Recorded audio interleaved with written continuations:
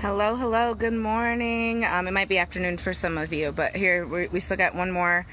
We got about 40 minutes left in the morning here, Central Standard. So, hi.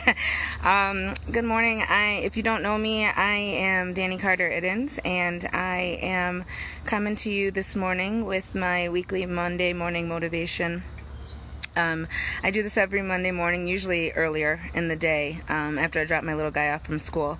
But I usually do it on my fan page, but I am doing it here because I had a lot of people that were like, Danny, I can never find you on there. So I was like, oh, okay, well, I'll just do it on my timeline and then just find me there. And they're like, cool. So hi, hey Brittany, how you doing? Hey Renee, Nizza, what's up? I'm gonna wave at you. There, I waved. See, I waved. I wanted to, first of all, wish you a happy Labor Day. And I just wanted to thank everybody who works so hard every single day, people that we don't even know, honestly, that are working really hard for our country and for everyone. To have all the awesome things that we have. I appreciate it. And so yeah, Jim and Alex are off bike riding, so I figured hey Renee, so I figured I'd do this right now. Like I said, we weren't moving too fast today. That's okay. I'm sitting outside, and for people who know me, they're probably like shocked, like Danny is outside. What? It is actually a really beautiful day. It's hot, but it's September, and so we only have so many of these days left, so I figure I might as well enjoy them the best that I can. So, what I wanted to talk to you guys today about in my Monday motivation is eliminating a word from your vocabulary that I think, oh, see, there's nature, that I think a lot of people say to themselves. And I say it to myself. I said it this morning, actually, and Jim laughed at me because right after I said, I think this is what I'm going to talk about today, I said this word, and he was like, focus, you just said that word, Danny. And I was like, oh. So I have to be careful. I have to get better at it too. Hey Andrea, how you doing? So the word that I want to talk about eliminating from my vocabulary is the word try.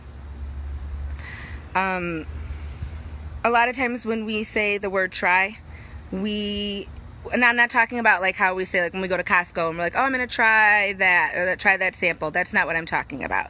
That means testing. Hey, Ann, that means testing. That's not what I'm talking about. I'm talking about when we say we're going to try something, and in terms of like, kind of trying to get ourselves out of it.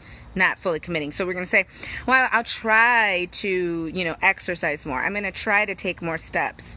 I'm going to try to do this. But really what it is we're kind of giving ourselves an out that we, because we're afraid. I'll admit it. When I say I'm going to try something, it's usually because I'm not exactly sure how it's going to go. So when, you say, like, I'm going to try something as far as, I'm going to try that piece of chicken or whatever, that means testing. That doesn't mean try as in, oh, I'm going to see what happens. That means, like, I'm testing it. That means you're going to try, see how this tastes, try, see how this goes. That's not what I'm talking about. What I'm talking about, though, is when you use the word try as oh, well, it's probably not going to work. We'll try it, but we'll see. So when you take the word try, hi Antoinetta, when you take the word try and you eliminate it from your vocabulary, what that causes you to do is to be intentional. So when you say, I want to try to exercise more, instead of saying I want to try to exercise more, say I'm going to exercise more. I'm going to start exercising more, and I'm going to do that by waking up every morning. I'm going to do 20 jumping jacks. I'm going to do, 10 squats, and I'm going to do a 20-second plank. That is an intention. It's not saying, well, I'm going to try to exercise more, and then I say, oh, okay, you're going to try to exercise more. Well, what are you going to do? And you're like, I don't know. You're just hoping that it happens, and that's not how it works. But if you say, I'm going to start exercising, I'm going to start going up the stairs, I'm going to start taking the stairs at work. I work in a high rise, so I'm going to try to get up there. I'm going to be like, okay, cool, but how are you going to try to get up there? What are you going to do? At that point, you say, okay, well, I'm going to start by taking 2 flights and then I'm going to start by building up every week. There's the intention there. So yeah, you're not just saying like, I'm going to, try it, see what happens. You're taking steps. You're intentional in what you're doing. Which, by the way, hold on, I'll get to that in a second. I hope you're seeing the difference here. The difference between the intention and, just trying something out because, you're like, oh, well, I think I'll try it. I'll see if it works. Well, guess what? If you don't do anything, it's not going to work. That's just all there is to it. If you don't know, I'm a dance coach. I teach dance and I coach girls in dance. And one of the things I always say to them is, not to have hope with no actions. I tell my students, you can't just hope for the best, but not do anything to make it happen. We talk about, if you want higher extension, you can't just be like, well, I'm going to try really hard to get higher extensions. You got to be like, okay, well, I want higher extensions, so I'm going to start doing this, and this to get my leg up higher. Because, hoping for the best is great and all, yay, but what's the action behind it? What's going to happen? How is it going to happen? Just saying I'm going to try to do something doesn't provide you with the action to make what you want to happen. And I think of the reason a lot of us say try as opposed to do, or I'm going to start this, is because we're afraid of failure. We're afraid to do it because we're afraid we'll fail. And so we say try because it's a word that kind of gets us off the hook. We don't, in case it doesn't work out, in case it doesn't happen, we can say, oh, well, I tried. Yeah, I didn't know if it was going to work or not. I tried. Problem with that is that we don't ever give it a chance to happen. We never give it a chance to happen. Because 9 times out of 10, when you say I'm going to try something, you never take the next step. And then you don't take the next step, and then it doesn't happen. And then it never happens. And then you go, oh, well, see, I told you it wasn't going to happen. But do you see what I'm saying here? You're stopping yourself before you're even starting.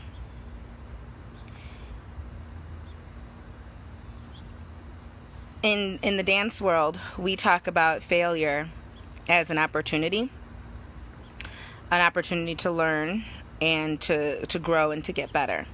I had a teacher teach me probably, about 5 years ago, and it was one of those things where I was just like, light bulb. He said this. He said this is what he always tells his students. He tells them, do, fail, revise, repeat. And we kind of talked about why it's not try, fail, revise, repeat, because he said the word try implies that we're not going to give it 100%. And I thought that was awesome. I really did. I like do, fail, revise, repeat, because you are giving yourself room to not be perfect. You're also giving yourself room to learn. The saying's not do, fail, quit, feel bad for yourself, never try again. That, nothing would get accomplished if that was what we, believed. But what you have to realize is that when we fail, that's a chance to learn. And then when you learn, you change. And you change for the better. So, those of you who know I love Star Wars, you know how I am about my Star Wars. Yoda says it. He says this, do or do not. There is no try. And that's true. You either do it or you don't. Trying is like, okay, we'll see. But sometimes you just got to do it. And you know what? You're going to fail. And that's okay. Because the thing is if you never ever start, you're never going to finish. That's just all there is to it. I even did some research because I was really intrigued by this, the word try. And I was kind of like, okay, well, let me see. Let me look into this a little bit. So I looked into how many times the word try is used in the Bible. And what I found was, translations included, taking those into mind. The word try was only really used in the Bible twice. 2 times. Hi, Lindsay. That was it. The word try was only used in the Bible 2 times. That's it. Hey, Jamie. And those 2 times were actually about testing, not about seeing what will happen if you do something. They were about testing. They were both saying that we should test this, test that, not try this. So the Bible doesn't tell us, try to love, try to forgive, try to obey, see what happens. We're told do it. We're told do it. And I don't think it's a mistake that the word try is not used in the Bible very often. I think, hey girl, hey. I don't think it's a mistake. I think the word try is not put in the Bible on purpose. I don't think that's a mistake. So, kind of let me know what you're thinking. Kind of let me see how do you feel about this? How do you feel about the word? Yes, do it. Thank you, Jamie. Jamie is my friend. We've been friends since, we probably couldn't even talk when we first became friends, which was probably interesting. But that's seriously what it is. Just do it. This is, if I could, I actually talk about this all the time. I'm going to make those shirts. The do, fail, revise, repeat shirts. I'm going to make those. Yes, Lindsay, thank you. It does make a world of difference. It really does. It's 1987. Oh my gosh. 1987?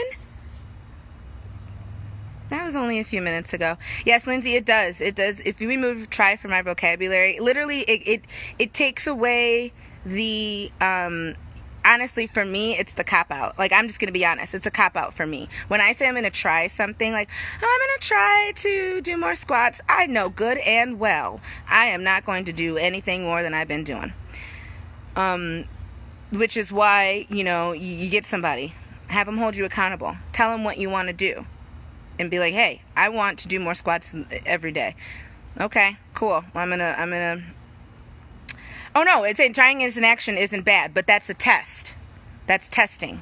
That's what I was saying earlier. Trying as an action isn't bad, but that's a test.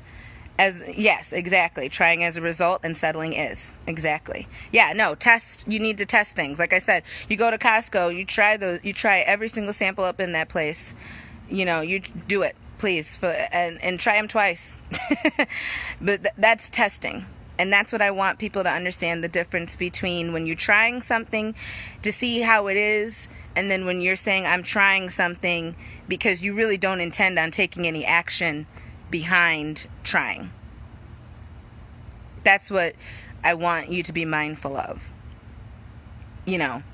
So yes, eliminating the word try, as far as not doing something because you're afraid that you will fail. So, my thing is at the end of the day, have a plan. And if you don't have a plan, that's okay. Talk to somebody who does have a plan.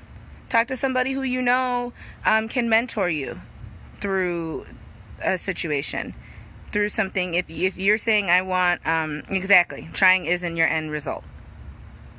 If you have someone who is good at something that you want to do, instead of just being like, I'm going to try to sell more homes.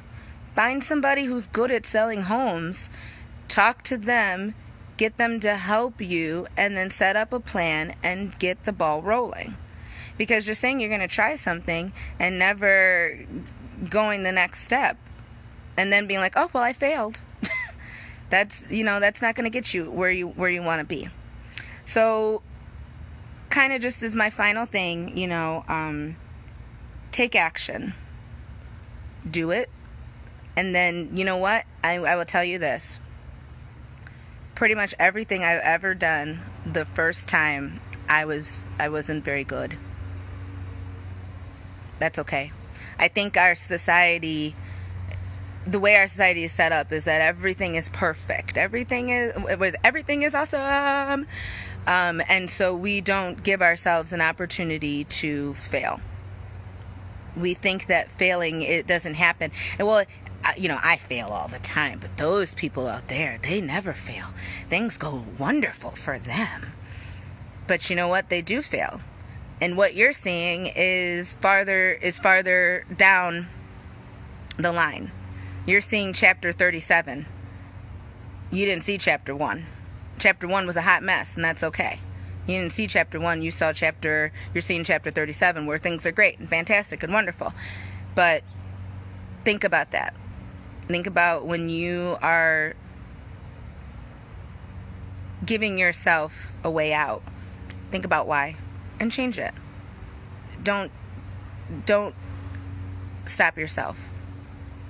All right, guys, I'm going to go because you know what? It is hot as all get out. But I hope you got some value out of this. And if you did, go ahead and say in the comments below. So let me know if you're watching the replay or live, and just say in the comments below who you are, where you're from. And if you have any other, suggestions or inspirations for me, I would love to hear it. I really try to share anything that I hear. So I kind of don't, I'm not like, I have to come up with all of this off the top of my head.